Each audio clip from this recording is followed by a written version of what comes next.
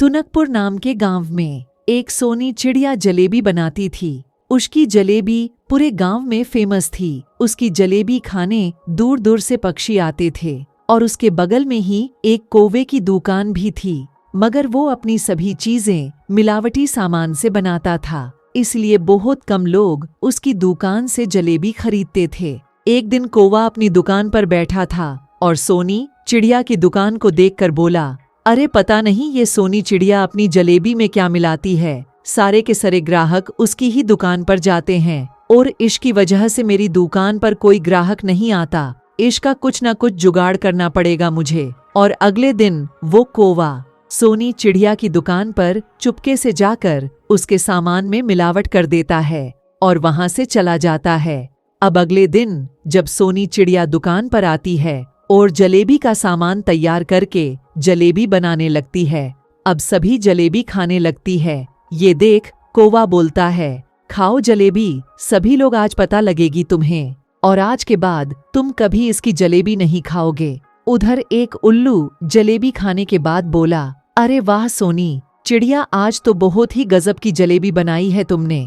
अब देखते ही देखते वहां बहुत भीड़ लग जाती है। ये देखकर कौवा चौंक जाता है और बोलता है, अरे ये क्या हो रहा है, मैंने तो इसके सामान में मिलावट की थी, मगर फिर भी इसकी दुकान पर भीड़ लग रही है।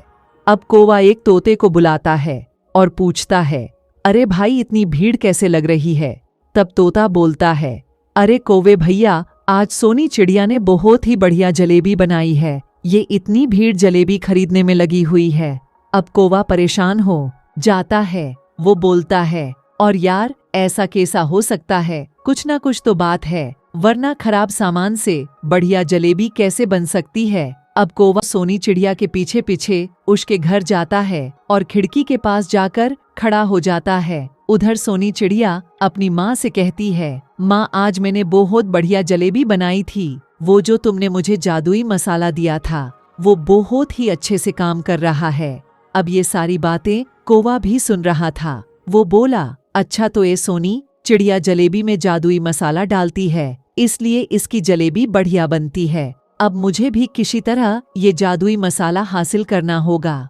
अब अगले दिन कौवा चुपके से सोनी चिड़िया की माँ को वो मसाला सोनी चिड़िया को देकर रखते हुए देख लेता है और चुपके से उसे चुरा कर ले जाता है। अब कौवा बहुत खुश होता है और उस मसाले को जलेबी के सामान में मिलता है और बोलता है, आज तो मैं भी सोनी चिड़िया की तरह बढ़िया जलेबी बनाऊंगा। अब वो भी जादुई मसाले वाली जलेबी बनाने लगता है।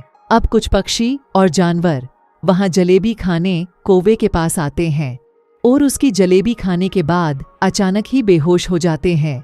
ये देखकर आसपास के पक्षी कौवे पर भड़क जाते हैं और उसे पीटने लगते हैं।